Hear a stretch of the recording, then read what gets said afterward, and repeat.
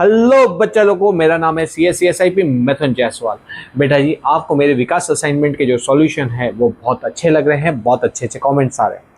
कुछ बच्चों ने कमेंट किया है कि सर थोड़े कंसेप्ट वाले जो क्वेश्चन है सेक्शन नंबर ई के इकोनॉमिक्स के, उसके सॉल्यूशन करवा दो ना। तो बेटा मैं आज आपको करवाने वाला हूँ इकोनॉमिक के अंदर सेक्शन नंबर ई कंसेप्ट बेस्ड वाले क्वेश्चंस। क्यों? क्योंकि जिसमें थियोरिटिकल थियरी होगी वो तो आप समझ के उसको आप डायरेक्टली याद करोगे, लेकिन कंसेप्ट वाले क्वेश्चंस को हम रटवाते नहीं, उनको कंसेप्ट से सिखाते हैं और फिर उसको याद करवाते हैं। तो चलो आज हम देखेंगे सेक्शन नंबर ई के अंदर कंसेप्ट वाले क्वेश्चन। तो शुरू हो जाओ मेरे साथ, आ जाओ हमारी स्क्रीन के ऊपर।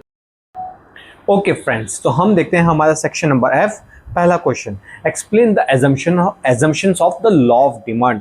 बेटा ये assumptions of law of demand क्या होता है वो देखते हैं। तो हम सबसे पहले assumptions of law of demand को समझे। एक चीज मेरे को बताना कि ये लॉ ऑफ डिमांड क्या होता है। बेटा लॉ ऑफ डिमांड क्या होता है? लॉ ऑफ डिमांड होता है कि प्राइस के चेंज होने से क्वांटिटी में क्या फर्क पड़ता है। बेटा डिमांड कौन करता है? डिमांड करता है कंज्यूमर। कंज्यूमर क्या करेगा? अगर प्राइस ज़्यादा होगी तो कम खरीदेगा और प्राइस कम होगी तो ज़्यादा खरीदेगा। मतलब क्या होगा? प्राइस ज़्यादा, गुड्स का कंजम्पशन कम, और प्राइस कम, गुड्स का कंजम्पशन ज़्यादा। मतलब यहाँ पे कैसा रिलेशनशिप होता है? इनवर्स रिलेशनशिप होता है। कौन सा रिलेशनशिप होता है? इनवर्स रिलेशनशिप होता है। ठीक है, इनवर्स रिलेशनशिप होने के कारण क्या होता है? जब प्राइस बढ़ती है तो डिमांड कम होती है, और जब प्राइस घटती है तो डिमांड हमारी बढ़ जाती है।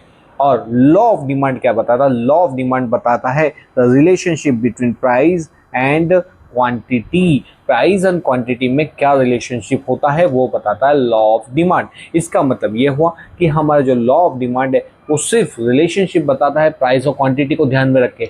मतलब कि अदर फैक्टर क्या होते हैं? कांस्टेंट। तो इसका मतलब क्या हुआ? हमारे जो assumptions of law of demand आएंगे उसमें जितने हमने डिटर्मिनेंट्स पढ़े थे ना, मेरे वन शॉट के वीडियो देखना, उसके अंदर आपको सब मालूम पड़ेगा। हमने डिटर्मिनेंट्स ऑफ डिमांड पढ़ा है ना, उसके अंदर बेटा जी, उसके अंदर assumptions of law of demand के अंदर हमारा taste and preference unchange, income unchange, price of the substitute goods remain unchange, consumer do not make anticipation regarding future price भी remain unchange, size of the population same. मतलब कि क्या है? मतलब कि जो दूसरे अदर फैक्टर्स हैं वो हमारे सेम रहते हैं। समझ गए? तो इसी को बोलते हैं हमारे assumptions of the law of demand. Okay, next question पे आते हैं। The concept of total outlay method to measure the price elasticity of demand. सबसे पहले मैं क्वेश्चन को समझा, इससे पहले मैं कंसेप्ट समझाता हूँ। प्राइस इलास्टिसिटी ऑफ डिमांड क्या होता है? बेटा अभी हमने देखा यहाँ पे लॉ ऑफ डिमांड के बारे में। लॉ ऑफ डिमांड किसके बारे में रिलेशनशिप बताता है? प्राइस एंड क्वांटिटी के ऊपर। ये सिर्फ रिलेशनशिप बताता है। रिलेशनशिप मतलब क्या? कि तेरे मेरे बीच में कैसा है ये बंधन अनजाना। मतलब तेरे मेरे बीच में कैसा है ये रिश्ता। ये रिश्ता क्या कहलाता है? वो बताता है इनवर्स रिलेशनशिप। की डिमांड और प्राइस के बीच में इनवर्स रिलेशनशिप होता है। लेकिन कितना परसेंट प्राइस में चेंज होने से कितना परसेंट क्वांटिटी डिमांड में फर्क पड़ता है वो बताता है प्राइस इलास्टिसिटी ऑफ डिमांड। इसलिए तो उसका फॉर्मूला होता है percentage change in demand upon percentage change in price. ये क्या बताता है? Elasticity of demand. तो ये हमारा प्राइस इलास्टिसिटी ऑफ डिमांड है, जो बताता है कि कितना परसेंट डिमांड में चेंज होने से, कितना परसेंट डिमांड में प्राइस में चेंज होने से कितना परसेंट डिमांड में चेंज होता है। अब टोटल आउटले मेथड देखते हैं। टोटल आउटले मेथड के अंदर क्या करना है? हमको जो प्राइस और जो क्वांटिटी डिमांडेड है उसका करना है मल्टीप्लिकेशन। कि प्राइस और क्वांटिटी का मल्टीप्लिकेशन करना है। जैसे इसको मैं आपको सिंपल यहाँ पे फॉर्मूले से बता रहा हूँ। देखो, प्राइस जब 4 थी तो क्वांटिटी डिमांडेड थी 5। ठीक है, मतलब लोग कितना, टोटल लोगों की जेब से कितना पैसा जा रहा था। तो 4 × 5 = 20 रुपीज़ जा रहे थे। हाँ जी। अब यहाँ पे 2 × 10 कितना पैसा जा रहा है? 20। अब इसका बेटा फॉर्मूला क्या होता है? Total outlay of change in price and total outlay of original price. देखो, चेंज इन प्राइस क्या है? हमारा 20 है, एंड यहाँ पे चेंज इन ओरिजिनल प्राइस कितना है? हमारा ओरिजिनल प्राइस जो रहेगा यहाँ पे ये ओरिजिनल प्राइस यहाँ पे देखो, जैसे ये वाला सेकंड क्वेश्चन है, ओरिजिनल प्राइस कितना है हमारा 8, ये हमारा ओरिजिनल और ये हमारा चेंज, ये हमारा चेंज और ये ओरिजिनल। ओरिजिनल 2 था, 2 से बढ़ के हुआ 4।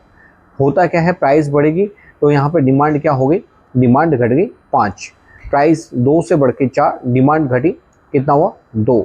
नेक्स्ट हमारा क्या हुआ बेटा, हमारा यहाँ पे चेंज हुआ 4 और ओरिजिनल कितना था 2। अब इसको समझो, हमको क्या करना है, हमको सिंपल मल्टीप्लिकेशन करना है, सिंपल मल्टीप्लिकेशन करना है, सिंपल मल्टीप्लिकेशन करना है। अब देखो यहाँ पे जो चेंज था, एक मिनट,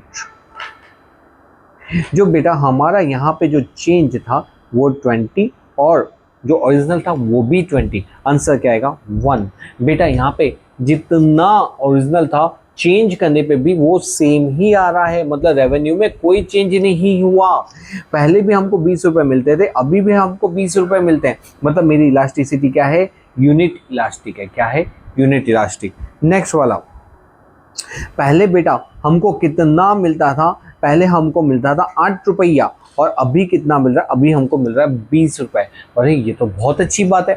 ठीक है, तो क्या करो बेटा, आप अपनी प्राइस को क्या करो, बढ़ा दो। आप अपनी प्राइस को बढ़ाने से क्या होता है, अपने प्राइस को 2 से किया 4, 2 से किया 4, आपकी डिमांड कितनी हुई 8।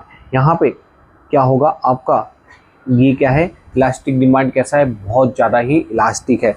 मतलब कि आपने थोड़ी सी भी प्राइस को कम की, आपकी क्वांटिटी डिमांडेड बहुत ज़्यादा से चेंज हो गई। इसका मतलब आपका जो कर्व बनेगा वो क्या बनेगा, कुछ इस शेप का बनता है। नेक्स्ट क्या आता है, नेक्स्ट आता है बेटा 4 और 2। यहाँ पे प्राइस में क्वांटिटी डिमांड में चेंज हुआ लेकिन बहुत कम हुआ।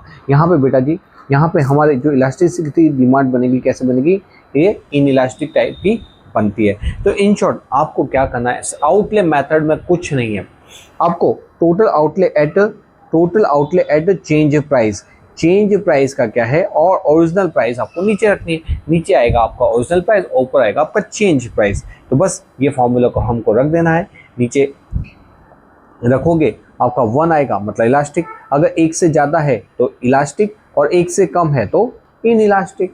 ठीक है, तो इसके अंदर हमको क्वेश्चन में यही पूछा था क्या कि टोटल आउटले मेथड क्या होता है, जिससे हम प्राइस इलास्टिसिटी फाइंड आउट करें। तो आपको टोटल आउटले मेथड का मतलब बनाना है। देखो ये यही लिखा हुआ है इधर, टोटल आउटले मेथड क्या कहता है, we observe the change in the total outlay, मतलब कि हमारी जेब से कितना खर्च हो रहा है, पहले कितना होता था और अभी कितना हो रहा है। ठीक है, तो टोटल आउटले मतलब क्या हुआ, प्राइस मल्टीप्लाई बाय क्वांटिटी। अब हमको रेशियो निकाल देना। रेशियो कैसे निकालेंगे कि price multiply by change original और price multiply by quantity revise, और फिर उसको आप इस फॉर्मूले में रखोगे। ऊपर आएगा चेंज इन प्राइस और नीचे आएगा ओरिजिनल प्राइस का, और आंसर हमको फाइंड आउट कर देना है। चलो अब नेक्स्ट पे आ जाते हैं। नेक्स्ट क्या है, difference between the price elasticity of demand and cross price elasticity demand. बेटा प्राइस इलास्टिसिटी हमने ऊपर 2 क्वेश्चन में देख लिए थे। प्राइस इलास्टिसिटी का मतलब क्या होता है कि प्राइस में चेंज होने से डिमांड में कितना % चेंज होता है। वापस से, प्राइस में चेंज होने से डिमांड में कितना % चेंज होता है। जब हम प्राइस इलास्टिसिटी की बात करते हैं तो हम वही प्रोडक्ट की प्राइस और वही प्रोडक्ट की डिमांड की बात करते हैं, जबकि हम क्रॉस इलास्टिसिटी की बात करते हैं वहां पे हम एक प्रोडक्ट का प्राइस और दूसरे प्रोडक्ट की डिमांड की बात करते हैं। मतलब क्या हुआ, अगर चाय की प्राइस बढ़ी तो फिर कॉफी की डिमांड क्या होगी, बढ़ेगी। क्यों, क्योंकि चाय की प्राइस बढ़ गई नहीं, चाय की प्राइस बढ़ने से चाय महंगी लगती है, इसलिए लोग शिफ्ट होते हैं कॉफ़ी, इसलिए कॉफ़ी की डिमांड बढ़ जाती है। तो बेटा चाय की प्राइस बढ़ने से कॉफ़ी की डिमांड में कितना % चेंज हुआ, वो बताता है क्रॉस इलास्टिसिटी ऑफ डिमांड। ठीक है, तो प्राइस इलास्टिसिटी क्या बताता है, same product same price. Cross elasticity, price elasticity क्या बनेगा, same product same price. Cross elasticity क्या बनेगा, वो बताएगा कि एक प्रोडक्ट की प्राइस और दूसरे प्रोडक्ट की क्वांटिटी। ठीक है, तो बस आपको ये फॉर्मूला जो मैंने आपको अभी बताया वो यहाँ पे लिखा हुआ है। यहाँ पे बेटा, यहाँ पे याद रखना, price elasticity of demand is negative and is always represented as positive for simplicity analysis. Sir नहीं समझ में आया कुछ भी, चलो बताता हूँ। देखो यहाँ पे क्या होता है बेटा कि अगर बेटा अगर मैं अपनी प्राइस को क्या करता हूँ, अपने प्राइस को 10% से बढ़ा देता हूँ तो मेरी डिमांड क्या होगी? सर प्राइस बढ़ा रहे हो मतलब डिमांड आपकी कम हो जाएगी। तो मतलब सपोज कि मैं अपनी डिमांड कितने से कम हो गई, लोगों ने 20% से कम कर दी, ठीक है। प्राइस इलास्टिसिटी का फॉर्मूला क्या होता है? Percent change in demand upon percent change in price. मैंने अपनी प्राइस को कितने से बढ़ाया? 10% से। क्वांटिटी डिमांडेड कितने से कम हुई? 20% से। इस फॉर्मूले के अंदर रखो percent change in demand, percentage change in demand upon percentage change in price, ठीक है।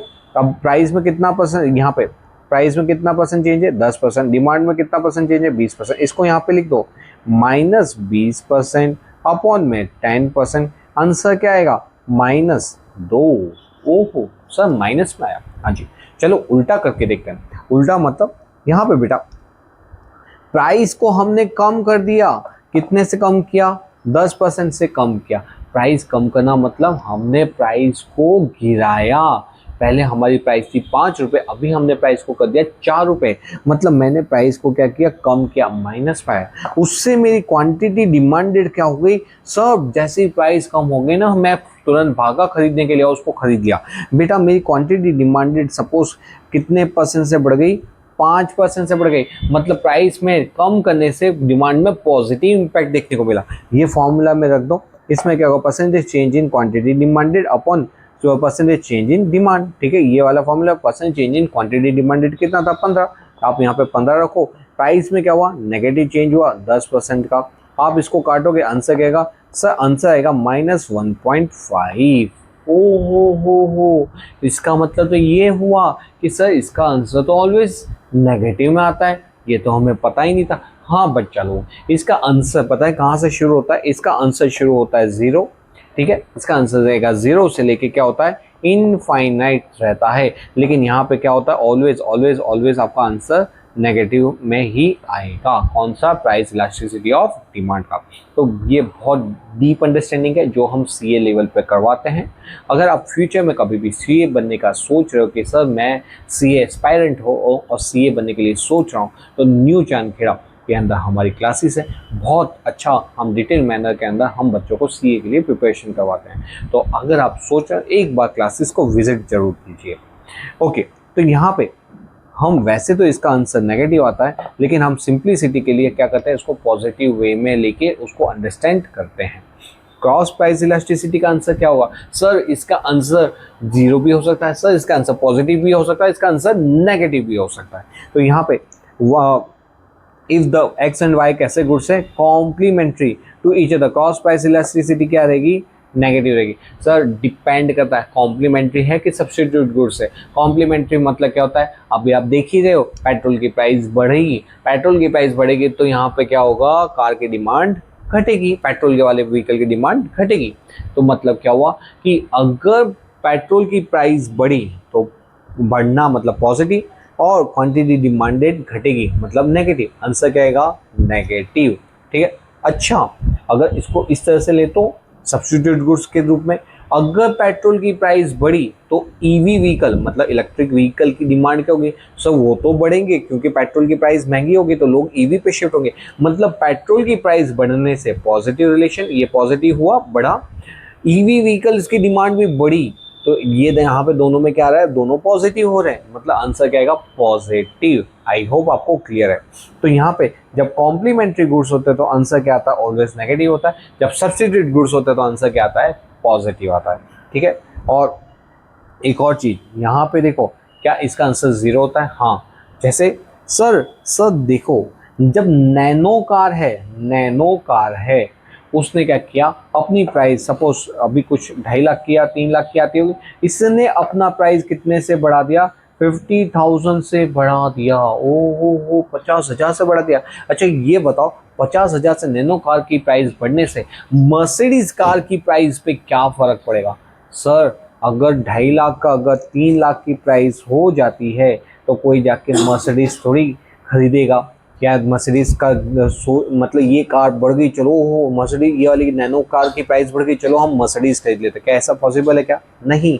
मतलब कि क्या इसकी प्राइस बढ़ने या इस नैनो की प्राइस बढ़ने या नैनो की प्राइस घटने से मर्सिडीज की क्वांटिटी डिमांडेड में इल्ले इल्ले मतलब कोई फर्क नहीं पड़ेगा, मतलब वहां पे क्या होगी, इलास्टिसिटी क्या होती है, जीरो होती है, समझे। मतलब इंडिपेंडेंट जब गुड्स होते हैं तब क्या होता है, वहां पे इलास्टिसिटी हमेशा जीरो आती है। ओके ओके, तो प्राइस इलास्टिसिटी और इज पॉजिटिव, क्या यहाँ पे मैंने बताया था सर, आपने तो बताया था यहाँ पे हमेशा आंसर क्या आता है, जीरो से लेके इनफाइनाइट नेगेटिव आता है, लेकिन इसका आंसर कभी कभी पॉजिटिव भी आता है। कौन से गुड्स के अंदर, गिफन गुड्स। गिफन गुड्स मैंने बताया था ये exceptions to the law of demand होता है, जहाँ पे क्या होता है, गिफन गुड्स के अंदर सर रॉबर्ट गिफन ने इसका कंसेप्ट दिया था, जिसने इन्होंने बोला था, क्या बोला था, इन्होंने बोला था कि सर रॉबर्ट गिफन ने कि ये इस प्रकार के जो लोअर क्वालिटी के गुड्स होते हैं, इंफीरियर क्वालिटी के गुड्स होते हैं, जिसके अंदर अगर इनकी प्राइस बढ़ती है, लोगों को क्या होता है, ये गिफन गुड्स एक ऐसे प्रोडक्ट्स होते हैं जो डे टू डे में कंज्यूम करते हैं, और जो बहुत ही लो क्लास पीपल होते हैं जो ये गुड्स को कंज्यूम करते हैं, जिससे क्या होता है, अगर इनकी प्राइस बढ़ती है, इनको डर लगता है कि और प्राइस फ्यूचर में बढ़ी तो फिर हमारा ये प्रोडक्ट को हम खरीद नहीं पाएंगे। जैसे कि ये पर्टिकुलर क्या खरीदते थे, ब्रेड होती थी, ब्रेड या तो पाव जो खरीदते थे, और ये लोअर क्लास पीपल ही खाते थे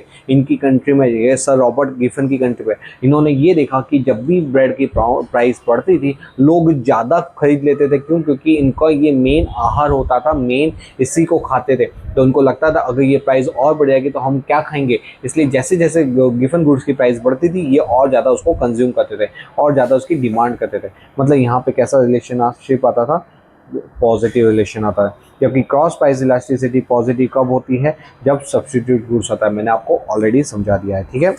price elasticity demand is useful to measure the responsiveness of demand, मतलब कि प्राइस के चेंज होने से कितना रिस्पॉन्स करिए हमारी डिमांड, वो बताता है price elasticity. Cross price elasticity बताती है कि एक प्रोडक्ट की प्राइस में चेंज होने से दूसरे प्रोडक्ट की डिमांड में क्या चेंज होता है, ठीक है। तो ये बताता है रिलेशनशिप बिटवीन द कमोडिटी। यहाँ पे अंडरस्टैंडिंग, यहाँ पे एक प्रोडक्ट की चेंज, एक प्रोडक्ट की प्राइस में चेंज होने से दूसरे प्रोडक्ट की डिमांड में क्या चेंज होता है, ठीक है बेटा। ओके, नेक्स्ट कंसेप्ट पे आते हैं। Question number 4, expansion contraction and increase decrease, ये क्या होता है बेटा। मैं डायरेक्ट आपको कंसेप्ट सिखाता हूँ, ऊपर की थियरी एकदम इजी हो जाएगी। एक्सपांशन कॉन्ट्रैक्शन क्या होता है, आपको ये जो कंसेप्ट है ये तो मालूम है, ये क्या है बेटा। सर ये लॉ ऑफ डिमांड है, जिसके अंदर इन्वर्स रिलेशनशिप होता है। मतलब क्या होता है, जब प्राइस क्या होती है, बढ़ती है, तो डिमांड क्या होती है, घटती है। जब डिमांड घटेगी तो उसको क्या बोलोगे, उसको बोलोगे आप कॉन्ट्रैक्शन। जब बेटा प्राइस क्या होगी, कम होगी, कम होने से वो सस्ता लगेगा, और सस्ता लगेगा तो लोग ज़्यादा डिमांड करेंगे, तो उसकी डिमांड बढ़ जाएगी। जो डिमांड बढ़ेगी तो उसको क्या बोलोगे, एक्सपांशन, सिंपल, ठीक है। तो कॉन्ट्रैक्शन मतलब क्या होता है, डिमांड का कम होना, और एक्सपांशन मतलब क्या होता है, डिमांड का बढ़ जाना, ठीक है। ये चीज़ मालूम पड़ी। दूसरी चीज़ देखो, ये हमारा क्या है, डिमांड कर्व, ये क्या है, डिमांड कर्व। बेटा जब भी डिमांड कर्व है ना, ये इसके अंदर हमारा प्राइस में चेंज होने से, प्राइस बढ़ने से या तो प्राइस घटने से क्या होता है, यहाँ पे डिमांड का वही रहता है। ओ हो, हाँ जी, डिमांड का वही रहता है। आइदर डिमांड ऊपर की तरफ जाएगा या तो नीचे की तरफ जाएगा। जब डिमांड का ऊपर की तरफ जाता है तो उसको हम कॉन्ट्रैक्शन बोलेंगे, और नीचे की तरफ आएगा तो उसे एक्सपांशन बोलेंगे, ठीक है। अब आओ दूसरी चीज के ऊपर। अब बेटा इंक्रीज डिक्रीज क्या होता है बेटा, यहाँ पे देखो, ये कंसेप्ट को समझो। ये मेरा डिमांड कर्व है, ठीक है। प्राइस कितनी थी, प्राइस थी मेरी 5, क्वांटिटी डिमांडेड कितनी थी, 10। अब भी हमारा समर वैकेशन आ गया, सपोज ये 5 की जगह हम यहाँ पे 25 रुपये ले लेते हैं, ठीक है। ये 25 रुपये सपोज नॉर्मली हम एक महीने में कितने आइसक्रीम कंज्यूम करते थे, इसको मिटा के सपोज हम एक महीने में 4 आइसक्रीम कंज्यूम करते थे, पर ठीक है। अब समर वैकेशन आने के कारण क्या हुआ, समर वैकेशन आने के कारण अब हम 4 की जगह कितने कंज्यूम कर रहे हैं, सपोज एज्यूमिंग करते हैं कि हम 10 आइसक्रीम कंज्यूम करें एक महीने के अंदर। कहने का मतलब क्या है, क्या प्राइस बदला क्या आइसक्रीम का, नहीं सर नहीं, मगर क्या हुआ, because of change in season, summer vacation आने के कारण हमने अपना कंजम्पशन जो है बढ़ा दिया। इसी को बोला जाता है इंक्रीज इन डिमांड कर्व। क्या बोला जाता है, इंक्रीज इन डिमांड कर्व। लेकिन जब बहुत ज़्यादा सर्दी आ जाती है तब हम क्या करते हैं, हमारा कंजम्पशन कम कर देते हैं, उसी को बोला जाता है डिक्रीज इन डिमांड कर्व। समझे? मतलब प्राइस वही की वही, लेकिन अदर फैक्टर के चेंज होने से, अदर फैक्टर में चेंज होने से या तो डिमांड बढ़ती है या तो डिमांड कम होती है। जब हमारा डिमांड क्या होती है, शिफ्ट होती है राइटवर्ड तरफ, किधर, राइटवर्ड तरफ शिफ्ट होती है, तो उसको हम बोलते हैं इंक्रीज इन डिमांड कर्व। जब हमारी डिमांड शिफ्ट होती है लेफ्टवर्ड तरफ, किधर, लेफ्टवर्ड तरफ, तो उसको हम बोलते हैं डिक्रीज इन डिमांड। ठीक है? और इसमें बेटा, इसमें एक चीज ध्यान रखना, यहाँ पे ये क्या होता है, ये डिमांड का होता, और ये डिमांड का आइदर राइटवर्ड तरफ शिफ्ट हो रहा है और लेफ्टवर्ड तरफ शिफ्ट हो रहा है, और इसीलिए इसको बोला जाता है चेंज इन डिमांड कर्व। तो राइटवर्ड शिफ्ट, लेफ्टवर्ड शिफ्ट, या तो चेंज इन डिमांड कर्व। तो यहाँ पे चेंज इन डिमांड कर्व होता है, क्योंकि इसके अंदर एक्सपांशन कॉन्ट्रैक्शन के अंदर डिमांड कर्व वहीं का वहीं रहता है, आइदर वो ऊपर की तरफ जाएगा या तो नीचे की तरफ आएगा। ठीक है? बहुत ही डिटेल मैनर में मैंने आपको ये कंसेप्ट सिखा दिया। अब आप थियरी पढ़ोगे, यूं चुटकियों में आ जाएगा। ठीक है? चलो नेक्स्ट कंसेप्ट को सीखते हैं। Explain the price elasticity of demand. ओहो, प्राइस इलास्टिसिटी डिमांड तो मैं आपको ऑलरेडी इतने ऊपर वाले सारे क्वेश्चन में सिखा दिया। अब मैं फटाफट इसको डिफरेंट टाइप ऑफ इलास्टिसिटी के बारे में बता देता हूँ। देखो, बच्चों को ये बहुत तकलीफ करता है बेटा। हमारे क्या होता है, 5 प्रकार की इलास्टिसिटी और डिमांड होता है, जिसके अंदर perfectly elastic, perfectly in elastic, unitary elastic, और ये जो परफेक्टली है उसकी जगह 2 रिलेटिवली इलास्टिक और रिलेटिवली इन इलास्टिक आता है। क्या होता है, चलो आ जाओ इधर। सबसे पहले हम यूनिटरी इलास्टिक देते हैं। देखो, यूनिटरी इलास्टिक का मतलब क्या होता है? यूनिटरी इलास्टिक का मतलब होता है कि यहाँ पे प्राइस में 10% बढ़ने से, प्राइस में 10% बढ़ने से क्या होता है, क्वांटिटी डिमांडेड आपकी यहाँ पे थी, क्वांटिटी डिमांडेड क्या होगी, प्राइस आपकी कहाँ थी, प्राइस आपकी यहाँ पे थी। देखो, प्राइस आपकी क्या हो गई, बढ़ गई, उससे क्वांटिटी डिमांडेड क्या हो जाएगी, क्वांटिटी डिमांडेड आपकी कम हो जाएगी। क्या हो जाएगी, कम हो जाएगी। कितने से कम हो गई, 10% से। आप अपना फॉर्मूला लगाइए, percent change in demand upon percent change in price. Demand कितना है, 10%, प्राइस कितना है, 10%, percent change in demand 10% upon percent change in price 10%। Answer क्या आएगा, ये परसेंटेज कटा 0 कटा, आंसर आएगा 1। मतलब कि जितना परसेंट प्राइस में चेंज होता है उतना ही परसेंट डिमांड में चेंज होता है। उसे हम बोलते हैं रुको, आपने यूनिटरी इलास्टिक कहाँ गया, यूनिटरी इलास्टिक है तो रिलेटिवली। देखो, चलो एक काम करते हैं, हम यहाँ पे साइड में बना देते हैं फटाफट, हमारा एक कंसेप्ट बना देता है। यूनिटरी इलास्टिक का मतलब क्या होता है, percentage change in demand upon percentage change in price. Percentage change in demand कितना परसेंट है, 10%, प्राइस में भी चेंज कितना हुआ, 10%, फाइनल आंसर क्या आएगा, 1। मतलब यहाँ पे इसका कर्व क्या बनेगा, इस शेप का बनेगा। यहाँ पे ये हमारा प्रेजेंट था, 10%, देखो 10% क्या हुआ, प्राइस बढ़ी तो 10% से डिमांड घटी। इसी को बोला जाता है यूनिटरी इलास्टिक। क्या बोला जाता है, यूनिटरी इलास्टिक। अब हम देखते हैं परफेक्टली इलास्टिक। परफेक्टली इलास्टिक का शेप कैसा होता है बेटा, परफेक्टली इलास्टिक के अंदर क्या होगा, परफेक्टली इलास्टिक के अंदर यहाँ पे याद रखना, परफेक्टली इलास्टिक ये इस शेप का बनेगा। ठीक है? यहाँ पे देखो, इसका शेप क्या होगा, कुछ इस तरह का होगा। अब मुझे बताओ, परफेक्टली इलास्टिक के अंदर प्राइस में चेंज हो रहा है क्या, हाँ सर प्राइस में चेंज हो रहा है। ठीक है? प्राइस में देखो, प्राइस में चेंज हो रहा है, नहीं सर प्राइस तो अपनी जगह स्टिक है, लेकिन क्वांटिटी डिमांडेड क्या, क्वांटिटी डिमांडेड क्या हो रहा है, क्वांटिटी डिमांडेड बढ़ती जा रही है। अरे सर ये तो बढ़ती ही जा रही है, सीधा। मतलब प्राइस में कोई चेंज नहीं, लेकिन क्वांटिटी डिमांडेड में इनफाइनाइट चेंज हो रहा है। मैंने फॉर्मूला बताया कि प्राइस में चेंज होने से क्वांटिटी डिमांडेड में कितना फर्क पड़ता है। सर क्वांटिटी डिमांडेड में तो कोई, प्राइस में तो कोई फर्क नहीं है, लेकिन क्वांटिटी डिमांडेड इनफाइनाइटली चेंज हो रही है, तो इसका इलास्टिसिटी क्या आता है, इनफाइनाइट। कौन सा है ये, परफेक्टली इलास्टिक। नेक्स्ट आता है परफेक्टली इनइलास्टिक। बेटा यहाँ पे क्या लिखा हुआ है, आई लिखा हुआ है। इसका शेप कैसा बनाने का, कुछ इस तरह का शेप का बना देने का। ठीक है, आई है इसका शेप का बनाने का। देखो इधर क्या प्राइस में चेंज हो रहा है, हाँ सर, प्राइस में तो चेंज हो रहा है, देखो ये बढ़ती भी है या तो घटती भी है। क्या क्वांटिटी डिमांडेड में चेंज हो रहा है? नहीं सर, क्वांटिटी डिमांडेड में तो कोई चेंज नहीं हो रहा। इसका मतलब कि प्राइस के चेंज होने से क्वांटिटी डिमांडेड में जब कुछ चेंज नहीं होता तो उसकी इलास्टिसिटी क्या होती है? जीरो। क्या होती है? जीरो। ठीक है, चलो नेक्स्ट कंसेप्ट। अब ये परफेक्टली इलास्टिक का ही हम ले लेते हैं रिलेटिवली इलास्टिक। रिलेटिवली इलास्टिक मतलब क्या होगा? कुछ इसी शेप का होगा लेकिन हल्का सा स्लोप होगा।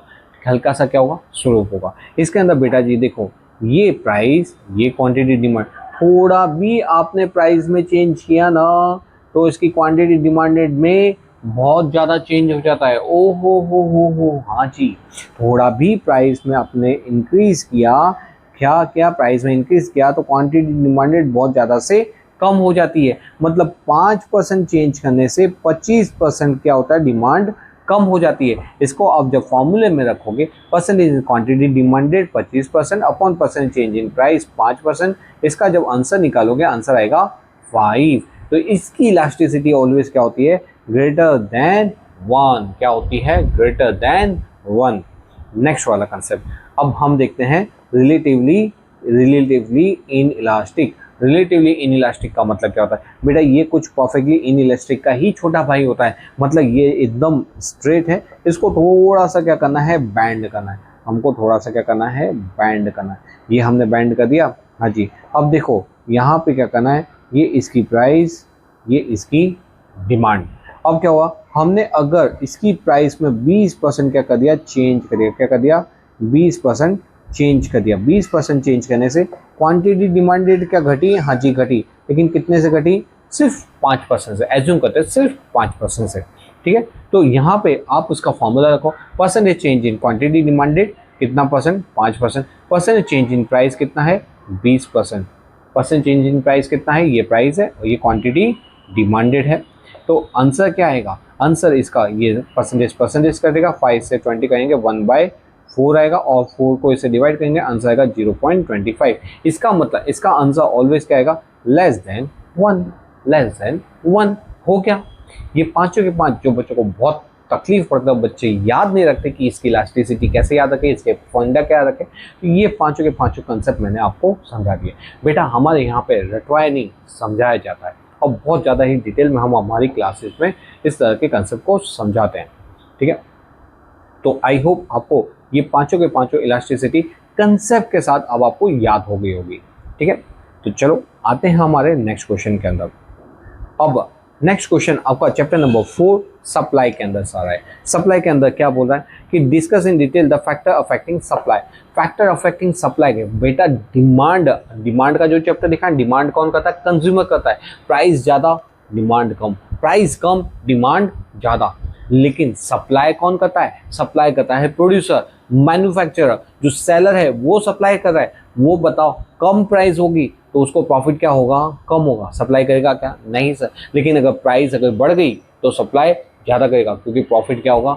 ज़्यादा मिलेगा। इसका मतलब क्या होता है? हमारा जो सप्लाई होता है उसके अंदर कैसा रिलेशनशिप होता है? पॉजिटिव रिलेशन होता है। किसके बीच में? प्राइस एंड क्वांटिटी डिमांडेड के बीच में। प्राइस कम सप्लाई कम, प्राइस ज़्यादा सप्लाई ज़्यादा, प्राइस और ज़्यादा सप्लाई और ज़्यादा होगा। अब इसके अंदर कुछ फैक्टर्स हैं जो हमारे सप्लाई को अफेक्ट करता है, या तो उसको आप बोल सकते हो फैक्टर डिटर्मिनेंट्स ऑफ सप्लाई। मतलब ऐसे फैक्टर्स जो हमारे सप्लाई को क्या करते हैं? इफेक्ट करते हैं, जिसके बेस पे क्या होता है? हमारा सप्लाई चेंज होता है।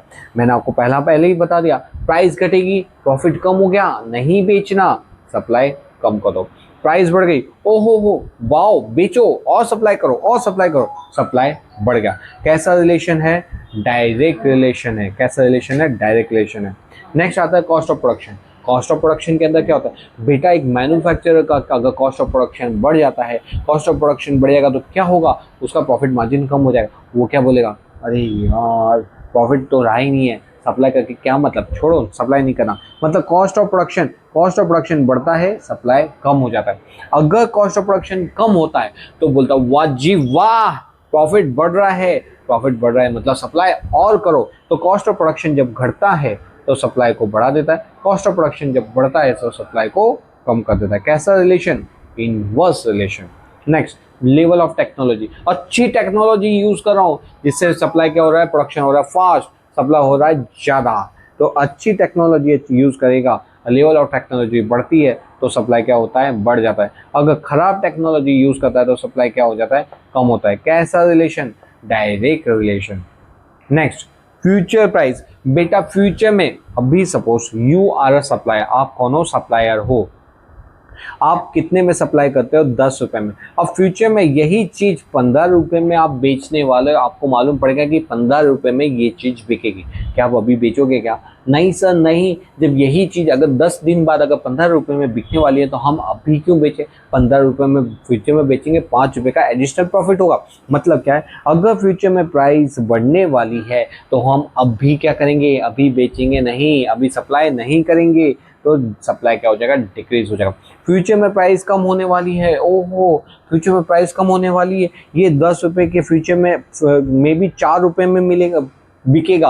हम क्या बोलेंगे, भाई ये 10 रुपए का जितना माल है सबका सब क्लियर कर दे, क्योंकि फ्यूचर में तो 4 रुपए में ये बिकने वाला है, इसकी प्राइस बहुत ज़्यादा डिक्रीज होने वाली है, इसकी डिमांड एकदम कम होने वाली है। तो हम क्या करेंगे, अभी की अभी आप पूरा सप्लाई क्लियर कर देंगे, मतलब सप्लाई को इंक्रीज कर देंगे। कैसा रिलेशन, इनवर्स रिलेशन। क्लियर है।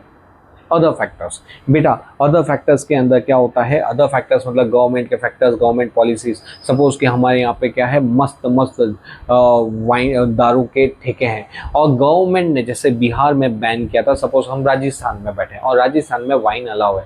अब हमको मालूम पड़ेगा कि यहाँ पे क्या होने वाला है, गवर्नमेंट वाइन को बैन करने वाली है। हम क्या करेंगे, इससे पहले गवर्नमेंट वाइन को बैन करे, क्या करो, फटाफट सप्लाई बढ़ा दो। ठीक है। और दूसरा, हमको मालूम पड़ेगा कि कुछ चीज़ जिसका हम प्रोडक्शन करते हैं, जैसे हम एलपीजी का प्रोडक्शन करते हैं और इसकी शॉर्टेज पड़ने वाली है फ्यूचर के अंदर, हम क्या करेंगे, फ्यूचर में शॉर्टेज पड़ने वाली है, अभी क्या करेंगे, सप्लाई को कम करेंगे। इन शॉर्ट क्या होता है, अदर फैक्टर अगर हमारे फेवर में काम करने वाला है, क्या अगर हमारे फेवर में काम करने वाला है तो हम सप्लाई को बढ़ा देते हैं, और अदर फैक्टर हमारे अगेंस्ट में काम करने वाला है तो हम क्या करेंगे, सप्लाई को कम कर देंगे। बस इसको याद रखना, हमारे फेवर में सप्लाई बढ़ाओ, हमारे अगेंस्ट में सप्लाई कम कर दो। ओके, तो ये था बेटा फैक्टर डिटर्मिनेंट्स ऑफ सप्लाई, कि हमारे कौन कौन से फैक्टर्स हैं जो हमारे सप्लाई को इफेक्ट करते हैं। अब नेक्स्ट आता है expansion, contraction, increase and decrease. बेटा जैसा हमने डिमांड में पढ़ा था वैसा का वैसा ही सप्लाई में होता है। फटाफट मैं बता देता हूँ। तो एक्सपेंशन कॉन्ट्रैक्शन के अंदर क्या होगा, एक्सपेंशन कॉन्ट्रैक्शन में ये आपका सप्लाई कर्व है। अगर क्वांटिटी सप्लाई बढ़ेगी तो उसको हम एक्सपेंशन बोलेंगे, अगर क्वांटिटी आपकी सप्लाई कम होगी तो उसको आप कॉन्ट्रैक्शन बोलोगे। यहाँ पे क्या होता है, because of change in price के कारण क्या होता है, अगर प्राइस बढ़ती है तो एक्सपेंशन आता है और प्राइस कम होती है तो कॉन्ट्रैक्शन आता है। मतलब पूरा खेल प्राइस एंड सप्लाई का ही होता है। प्राइस में चेंज होने से सप्लाई में क्या चेंज हो रहा है, अगर प्राइस बढ़ती है सप्लाई बढ़ता है, एक्सपेंशन। अगर प्राइस कम होती है सप्लाई कम होता है, कॉन्ट्रैक्शन। सिंपल। ओके, यहाँ पे सप्लाई क्या हो रहता है, सप्लाई का हमारा वही का वही होता है, खाली या तो ऊपर की तरफ जाएगा या तो नीचे की तरफ आएगा। नेक्स्ट आ जाओ, इंक्रीज डिक्रीज। बेटा इंक्रीज डिक्रीज के अंदर क्या होता है, प्राइस में कोई चेंज नहीं होता, लेकिन अगर सप्लाई बढ़ जाता है तो उसको बोलते हैं इंक्रीज इन सप्लाई, और अगर सप्लाई कम हो जाए तो उसको बोलेंगे डिक्रीज इन सप्लाई। यहाँ पे क्या होता है, इंक्रीज इन सप्लाई के अंदर राइट वर्ड शिफ्ट होता है एंड डिक्रीज इन सप्लाई के अंदर लेफ्ट वर्ड शिफ्ट होता है हमारा सप्लाई कर्व। मतलब सप्लाई कर्व हमारा क्या होता है, शिफ्ट होता है, इसलिए उसको बोलते हैं शिफ्ट इन सप्लाई कर्व। क्या बोलते हैं, shift in supply curve. Right word तरफ शिफ्ट हो तो इंक्रीज, और लेफ्ट तरफ सप्लाई कर्व शिफ्ट होता है तो decrease in supply curve. Okay, next वाला क्वेश्चन। नेक्स्ट बोलता है individual supply and market supply. बेटा इंडिविजुअल सप्लाई और मार्केट सप्लाई का मतलब क्या होता है, सिंपल है बेटा। इंडिविजुअल सप्लाई का मतलब कि एक सिंगल सप्लायर कितना मार्केट में सप्लाई करता है उसको हम इंडिविजुअल सप्लाई बोलते हैं, और जब सारे इंडिविजुअल का सम अप करते हैं तो क्या आता है, मार्केट का सप्लाई आता है। यहाँ पे सिंगल सेलर होता है, यहाँ पे ऑल द सेलर होता है। यहाँ पे जो शेड्यूल बनाया जाता है डिमांड एंड प्राइस का, प्राइस एंड सप्लाई का, यहाँ पे प्राइस एंड सप्लाई का जो शेड्यूल होता है कि 2 रुपए पे कितना सप्लाई, 3 रुपए पे कितना सप्लाई, 4 रुपए पे कितना सप्लाई, तो ये इंडिविजुअल सप्लाई का शेड्यूल हो गया। और जब इसके ऊपर से हम कर्व बनाएंगे तो ये इंडिविजुअल सप्लाई कर्व होता है। जबकि जब हम सारे सप्लायर का जब हम कर्व बनाए, शेड्यूल बनाते हैं तो मार्केट सप्लाई शेड्यूल होता है, और जब हम इसका कर्व बनाते हैं तो मार्केट सप्लाई कर्व होता है। सिंपल। ये क्या होता है, ये एक पार्ट होता है इस मार्केट सप्लाई का, कंपोनेंट होता है, क्योंकि हमारा मार्केट सप्लाई बना कैसे, छोटे छोटे छोटे छोटे छोटे छोटे छोटे सभी सप्लाई को जोड़ने से मार्केट का सप्लाई का बनता है, इसलिए ये क्या है, उसका कंपोनेंट है, मार्केट का कंपोनेंट है। और ये क्या है, एग्रीगेट सम अप किसका, इंडिविजुअल का। तो इंडिविजुअल का एग्रीगेशन मतलब मार्केट सप्लाई होता है। इसका कर्व कैसा होता है, इसका कर्व होता है स्टीप, इसका कर्व क्या होता है, फ्लैटर। बेटा स्टीप मतलब क्या होता है, थोड़ा सा ये इस तरह का होता है, और फ्लैटर मतलब स्लीपिंग पोजीशन होती है, तो थोड़ा ये झुका हुआ होता है। पुष्पा झुकेगा नहीं साला। आओ, ये क्या है, ये जब इंडिविजुअल को ही स्टडी कर रहा है तो ये क्या आता है, नैरो कंसेप्ट। ये सभी की स्टडी की जाती है, सभी सेलर को मिलके, सभी सेलर को मिला के स्टडी की जाती है, इसलिए ये किसका कंसेप्ट है, ब्रॉड। ठीक है, यहाँ पे हम क्या करते हैं, यहाँ पे हम एक इंडिविजुअल को अंडरस्टैंड करते हैं, यहाँ पे ऑल द सेलर को अंडरस्टैंड किया जाता है। ठीक है, कोई दम नहीं है, और यहाँ पे मैंने आपको इसका मतलब बता दिया। ठीक है, चलो नेक्स्ट बात है, ये इंपॉर्टेंट क्वेश्चन है। Answer the based on the price and on price determination diagram given below।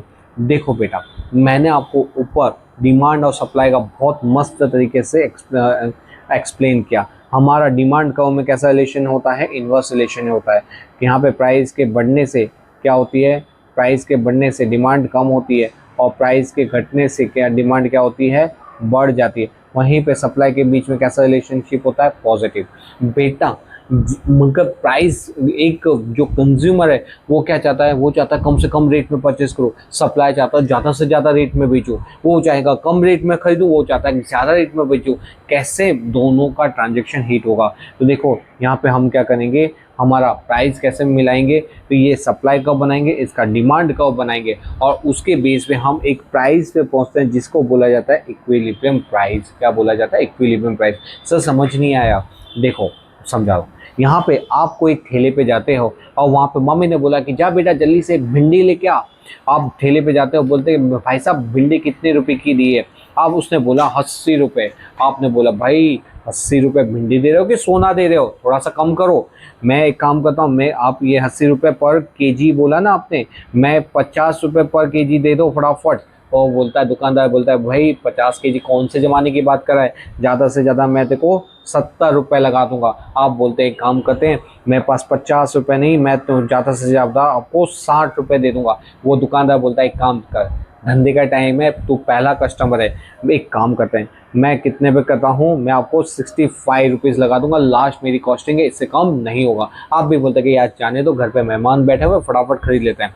तो वो बोलता, आप भी बोलते हैं कि ठीक है 65 में डन किया। इससे बोला जाता है प्राइस डिटर्मिनेशन। मतलब क्या होता है, सप्लाई बहुत ज़्यादा प्राइस पे बेचने के लिए तैयार था, आप बहुत कम प्राइस पे खरीदने के लिए तैयार थे। आपने थोड़ी सी प्राइस को बढ़ाया, सप्लाई ने अपने प्राइस को कम किया, और दोनों एक प्राइस लेवल पर पहुंचे हैं, उसी को बोला जाता है प्राइस इक्विलिब्रियम। क्या बोला जाता है, प्राइस इक्विलिब्रियम। क्लियर है, हाँ जी क्लियर है। अब देखो what is essential for price determination. बेटा प्राइस डिटर्मिनेशन के लिए क्या एसेंशियल है, एक डिमांड का होना, एक सप्लाई का होना, तभी तो प्राइस डिटरमाइंड होगी। ठीक है, तो प्राइस डिटर्मिनेशन के अंदर हम यहाँ पे प्राइस डिटर्मिनेशन कैसे करते हैं, यहाँ पे हम एक प्राइस पे पहुँचते हैं, स्टेबल प्राइस पे पहुँचते हैं, उसी को बोला जाता है प्राइस डिटर्मिनेशन। यहाँ पे हम क्या करते हैं, एक interaction of market demand and supply के बेस पे हमारा प्राइस डिटरमाइंड होता है। इसलिए प्राइस डिटर्मिनेशन के लिए क्या एसेंशियल है, एक डिमांड होना और एक सप्लाई होना। अब देखो यहाँ पे अलग अलग क्वेश्चन सारे, बहुत ध्यान से सुनना मेरी बात। At what price is the price determined, what price is price determined when the demand line and the supply line intersect at a point P। बेटा ये पूछ रहा है कि जो सप्लाई का जो कर्व है और जो डिमांड का कर्व है, जहाँ पे दोनों इंटरसेक्ट कर रहे हैं, जहाँ पे दोनों इंटरसेक्ट कर रहे हैं, वो कौन सी प्राइस है, eight what price the price determined. तो वो कौन सी प्राइस है, वो प्राइस है हमारी 3। तो यहाँ पे आंसर आएगा 3 पत्ती। Okay, how many units demand and supply determining the price. बेटा ये बोल रहा है कि कितने यूनिट्स डिमांड एंड सप्लाई के डिटरमाइन होंगे उस प्राइस पे। तो कितने यूनिट्स डिटरमाइन होंगे, 30 30। तो यहाँ पे आंसर आएगा 3030। इस प्राइस पे 30 क्वांटिटी डिमांड की जाएगी और प्राइस क्या चार्ज की जाएगी, 3 रुपए। Okay, how many units of demand and supply found at a price of 5। बेटा ये बोला अगर 5 रुपए की प्राइस होगी, कितने की प्राइस होगी, 5 रुपए की प्राइस होगी, उस पे कितने यूनिट्स डिमांड के और कितने यूनिट सप्लाई के फाउंड आउट होंगे। तो बेटा 5 है, ये क्या है, ये हमारा डिमांड है और ये क्या है, हमारा सप्लाई है। अब बस हो गया, आपको क्या करना है, डिमांड के यहाँ पे और डिंग डिंग डिंग डिंग डिंग डिंग डिंग, यहाँ पे कितना आया 10, और ये सप्लाई के नीचे डिंग डिंग डिंग डिंग डिंग डिंग डिंग, यहाँ पे क्या आया 50। तो यहाँ पे बेटा डिमांड का आंसर क्या आएगा, डिमांड का आंसर आएगा, ये देखो ये डिमांड का है ना, ये डिमांड का, तो डिमांड के नीचे क्या आ रहा है 10, तो इसका आंसर आएगा 10। ये हमारा सप्लाई है, सप्लाई सेम 5 रुपए की प्राइस पे, 5 रुपए की प्राइस पे कितना डिमांड आ रहा है, कितना सप्लाई क्वांटिटी आ रही है, 50, तो इसका आंसर आएगा 50। सिंपल है एकदम, जो आपको वैसे सोचना पड़ता था कि सर इसका आंसर क्या होगा, लेकिन एकदम सिंपल है। How many units of supply are found at what price when the demand is 50 units. एक काम करते हैं, इसको थोड़ा सा रब कर देते हैं। अब क्या बोल रहा है ये, सुनो मेरी बात ध्यान से। अब ये बोल रहा है कि अगर हमारे यूनिट्स 50 होंगे, अब यूनिट्स की बात की है मतलब क्वांटिटी डिमांडेड की बात की है, वो ये क्वांटिटी डिमांडेड ये रहा हमारा 50। यहाँ पे बोला how many units of supply are found at a price when the demand is 50 units. बेटा जब डिमांड कितनी की होगी, हमारे 50 यूनिट्स की होगी। देखो ये हमारा डिमांड है और ये डिमांड ये 50 यूनिट की है, उस पॉइंट पे how many units of supply are found. तो देखो ये 50 यूनिट की है, तो ये 50 यहाँ पे है, इस पॉइंट पे सप्लाई कितने सप्लाई करने के लिए रेडी है, वो रेडी है ओनली कितना, ओनली 10। तो इस प्राइस पे सप्लायर कितना रेडी है, ओनली 10। तो यहाँ पे कितने units of supply are found at a price when the demand is 50 unit. तो जब डिमांड 50 यूनिट की होती है, उस प्राइस पे कितने का सप्लाई होता है, ओनली 10 का सप्लाई होता है। तो यहाँ पे आंसर आएगा आपका 10 रुपया, 10 क्वांटिटी, कितना, 10 क्वांटिटी। सिंपल सा। ओके चलो नेक्स्ट आ जाओ। अब ये भी मस्त वाला प्रैक्टिकल क्वेश्चन है, study of hypothetical demand and supply. तो देखो यहाँ पे क्या दिया हुआ, प्राइस ऑफ अ कमोडिटी दिया, ये प्राइस है, हाँ जी। डिमांड ऑफ द कमोडिटी, ये यहाँ पे क्वांटिटी डिमांडेड दे रखा है, और यहाँ पे सप्लाई है तो क्वांटिटी सप्लाई दे रखा है, ठीक है। Okay, what are essential for the price determination. उसके लिए एसेंशियल क्या होना, डिमांड का होना, सप्लाई का होना, जहाँ पे दोनों इंटरसेक्ट होंगे वहाँ पे प्राइस डिसाइड होती है। Okay, how much of a price determination is determined by the demand and supply.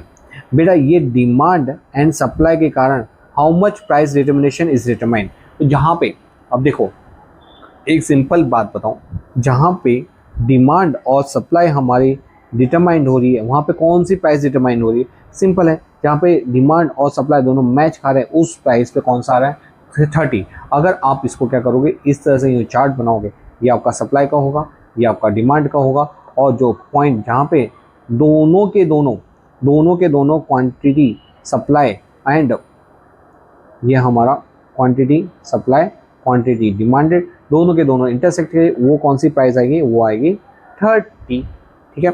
Next, how many KG of demand and supply are found at a price of 50। जब बेटा price 50 होगी तो कितना demand होगा और कितने की क्वांटिटी सप्लाई होगी, कुछ नहीं करना, ये रहा हमारा प्राइस कितना 50, इस पे कितनी क्वांटिटी डिमांडेड होगी 200, ओके, तो इसमें कितना सप्लाई होगा 1000, सिंपल। तो यहाँ पे कितना आएगा, यहाँ पे आंसर आएगा 200 और इसका आंसर आएगा 1000। When the demand is 1000 kg, ओहो व्हेन द डिमांड कितना है 1000 kg, इसको मैं थोड़ा सा मिटा देता हूँ। डिमांड क्या है, ये रहा डिमांड कितना बोला है 1000 kg, ये बोला है। क्वेश्चन क्या बोला आगे, how many kg of supply is found at what price. तो बोला कितना सप्लाई होगा, तो कितना सप्लाई होगा 200, कितना प्राइस पे 10 की प्राइस पे, सिंपल था, हाँ सर ये तो बहुत सिंपल था। हाँ बहुत सिंपल था, 200 का सप्लाई एट व्हाट प्राइस, 10 की प्राइस पे। देखो ये कितना क्वांटिटी 1000, इस पे कितनी प्राइस होगी 10, और कितनी क्वांटिटी होगी सप्लाई की जाएगी आपको 200 की। Last question, at what price do demand and supply equalise. कौन सी प्राइस होगी यहाँ पे डिमांड एंड सप्लाई क्या होगा, इक्वलाइज होगा, वही का वही कितना आएगा, आपका आंसर आएगा 3030, 3030। ठीक है, तो यहाँ पे बेटा ये जो प्रैक्टिकल क्वेश्चन था वो हमारा यहाँ पे होता है ख़त्म। और वैसे वीडियो बहुत ज़्यादा लेंथी हो रहा है, इसलिए हम वीडियो को करते हैं स्टॉप, वरना क्या होता है आपकी इफ़िशियंसी हो जाती है डाउन। इससे अच्छा मैं वीडियो को ज़्यादा खींचूँ और आप समझने में प्रॉब्लम हो, इससे अच्छा मैं क्या करता हूँ नेक्स्ट वाला वीडियो हम नेक्स्ट पार्ट में देखेंगे। तो यहीं पे हम वीडियो को एंड करते हैं। अच्छा लगा हो वीडियो को थम्स अप करो, एक प्यारा सा कमेंट करो। मैं एक्सपेक्ट करता हूँ एटलीस्ट 20 कमेंट। कितने कमेंट, 20 कमेंट, क्योंकि हमारे यहाँ पे मिनिमम 100 व्यूज तो आराम से होते हैं। तो 100 में से 20 व्यू, सर 20 क्या, आपने बहुत कम दिया, 100 में से 100 व्यू देंगे। तो चलो मैं टारगेट देता हूँ, अगर आपको अच्छा लगा और दिल से अच्छा लगा तो क्या करो, एक प्यारा सा कमेंट छोड़ो। और मिलते हैं हम नेक्स्ट वीडियो के अंदर, और आप हमको बता दीजिए ना आपको और क्या क्या चाहिए, तो हम अपनी तरफ से पूरा ट्राई करेंगे आपको वो प्रोवाइड करने के लिए। चलो, तो आपकी तैयारी अच्छी हो, ऐसी शुभकामना के साथ मिलते हैं हम नेक्स्ट वीडियो के अंदर। Till then bye bye.